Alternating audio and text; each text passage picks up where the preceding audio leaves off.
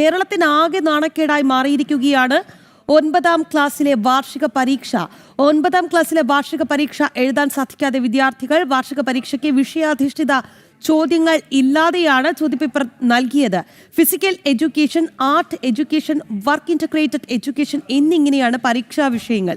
വിഷയവുമായി ബന്ധപ്പെട്ട ചോദ്യങ്ങൾ ഇല്ലാത്ത ചോദ്യപേപ്പറാണ് നൽകിയത്. കുത്തഴിഞ്ഞ പൊതുവിദ്യാഭ്യാസ രംഗത്തിന്റെ പ്രത്യക്ഷ ഉദാഹരണമാണ് ഈ ചോദ്യപേപ്പർ എന്ന ആക്ഷേപം തന്നെയാണ് ഉയരുന്നത്. വിവരങ്ങളുമായി ശാലിനിയാണ് തിരുവനന്തപുരത്ത് നിന്ന് ചേരുന്നത്. ശാലിനി, നേരത്തെ നമ്മൾ പറഞ്ഞതുപോലെ അതായത് കുത്തഴിഞ്ഞ പൊതുവിദ്യാഭ്യാസ രംഗത്തിന്റെ പ്രത്യക്ഷ ഉദാഹരണം അങ്ങനെ തന്നെ വേണമല്ലേ ഈ ചോദ്യപേപ്പറിനെ നമ്മൾ ചൂണ്ടിക്കാട്ടാൻ?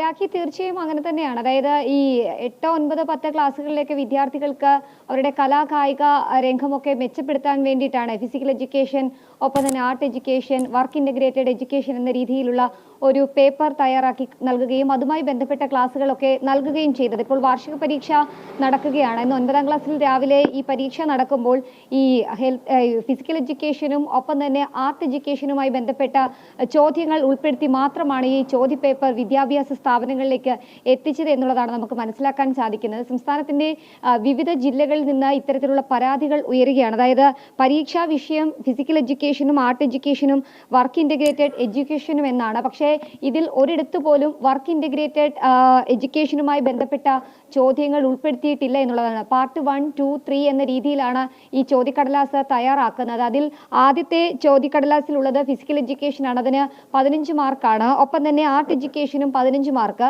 ബാക്കി 15 മാർക്ക് 45 മാർക്കിന് 2 മണിക്കൂർ നടത്തുന്ന പരീക്ഷയാണ്. അതിൽ വർക്ക് ഇന്റഗ്രേറ്റഡ് എഡ്യൂക്കേഷനുമായി ബന്ധപ്പെട്ട ഒരു ചോദ്യങ്ങൾ പോലും അതിൽ ഉൾപ്പെടുത്തിയിരുന്നില്ല എന്നുള്ളതാണ് ഏറ്റവും ശ്രദ്ധേയമായിട്ടുള്ള കാര്യം. പിന്നീട് വിവിധ സ്കൂളുകളിലെ അധ്യാപകർ ഇതുമായി ബന്ധപ്പെട്ട് വിദ്യാഭ്യാസ വകുപ്പിനെ പരാതികൾ അറിയിച്ചിരുന്നു. എന്തുകൊണ്ട് ആ ചോദ്യങ്ങൾ അതിൽ ഉൾപ്പെടുത്തിയിരുന്നില്ല എന്നൊരു കാര്യം ചോദിച്ചപ്പോൾ കോഴിക്കോട് അടക്കമുള്ള ജില്ലകളിലെ വിദ്യാഭ്യാസ വകുപ്പിലെ ചില ഉദ്യോഗസ്ഥർ പറഞ്ഞത് ചോദ്യങ്ങൾ ഇമെയിൽ വഴി അയച്ചിട്ടുണ്ട്. ആ ഇമെയിലിൽ നിന്ന് ഡൗൺലോഡ് ചെയ്ത് വിദ്യാർത്ഥികൾക്ക് ക്ലാസ് റൂമിൽ വായിച്ചു നൽകി അവരെ കൊണ്ട് ഉത്തരം എഴുതിപ്പിക്കുക എന്നുള്ളതാണ്. അത് എത്രത്തോളം പോസിബിൾ ആകുമെന്നുള്ളതാണ് നമുക്ക് അറിയേണ്ടത്. കാരണം 2 മണിക്കൂർ പരീക്ഷയാണ്. വിദ്യാർത്ഥികളൊക്കെ തിരക്കിട്ട് പരീക്ഷ എഴുതുമ്പോൾ അതിനിടയിൽ ഈ ചോദ്യക്കടലാസ് വായിച്ചു കൊടുത്ത് അവരെ കൊണ്ട് ഉത്തരം എഴുതിപ്പിക്കുന്നത് ഏത് രീതിയാണ് എന്നൊരു ചോദ്യം കൂടി ഈ ഘട്ടത്തിൽ വരികയാണ്. സംഭവത്തിൽ പ്രതിഷേധവുമായി ചില അധ്യാപക സംഘടനകൾ രംഗത്തെത്തിയിട്ടുണ്ട്. ഒപ്പം തന്നെ ABVP അടക്കമുള്ള വിദ്യാർത്ഥി സംഘടനകളും ഈ ഘട്ടത്തിൽ പ്രതിഷേധവുമായി രംഗത്തെത്തുകയാണ്. കാരണം 45 മാർക്കിന് നടത്തേണ്ട പരീക്ഷ 30 മാർക്കിന് മാത്രമായി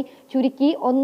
ബാക്കി 15 മാർക്ക് ഇവിടെ എങ്ങനെ ആഡ് ചെയ്യും, അല്ലെങ്കിൽ വിദ്യാർത്ഥികളുടെ മാർക്ക് എങ്ങനെയായിരിക്കും കണക്കാക്കുക എന്നൊരു ചോദ്യം ഒരു ഭാഗത്ത് നിൽക്കുന്നു. മറുഭാഗത്ത് ഇത്തരത്തിൽ ഈ ഒരു ചോദ്യപേപ്പർ തയ്യാറാക്കുന്ന പല ഘട്ടങ്ങളിൽ പ്രോസസ്സായിട്ടാണ്.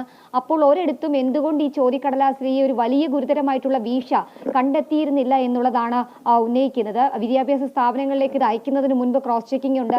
അത്തരത്തിലുള്ള ക്രോസ് ചെക്കിങ്ങിൽ ഒന്നും എന്തുകൊണ്ട് ഈ വർക്ക് ഇന്റഗ്രേറ്റഡ് എഡ്യൂക്കേഷനുമായി ബന്ധപ്പെട്ട ചോദ്യങ്ങൾ ഉൾപ്പെടുത്തിയിട്ടില്ല എന്നുള്ളത് എന്തുകൊണ്ട് ശ്രദ്ധയിൽപ്പെട്ടില്ല എന്നൊരു ചോദ്യം കൂടി ഈ ഘട്ടത്തിൽ ഉയരുകയാണ്. എന്തായാലും തെരഞ്ഞെടുപ്പൊക്കെ നടക്കുന്ന സാഹചര്യമാണ്. ആ ഘട്ടത്തിലാണ് ഒരു വിദ്യാഭ്യാസ വകുപ്പിനും വിദ്യാഭ്യാസ മന്ത്രി അടക്കമുള്ളവർ വലിയ രീതിയിലൊരു നാണക്കേട് ഈ ഘട്ടത്തിൽ ഉണ്ടാക്കിയിട്ടുള്ളത്. വിദ്യാർത്ഥികളെ സംബന്ധിച്ചിടത്തോളം ഒരു സബ്ജക്റ്റിൽ അല്ലെങ്കിൽ 3 പാർട്ടായിട്ടുള്ള ചോദ്യപേപ്പറാണ്. അതിൽ ഏറ്റവും കൂടുതൽ ഒരു പക്ഷേ ചില കുട്ടികൾ വർക്ക് ഇന്റഗ്രേറ്റഡ് എഡ്യൂക്കേഷനിലായിരിക്കും ഫോക്കസ് ചെയ്യുക.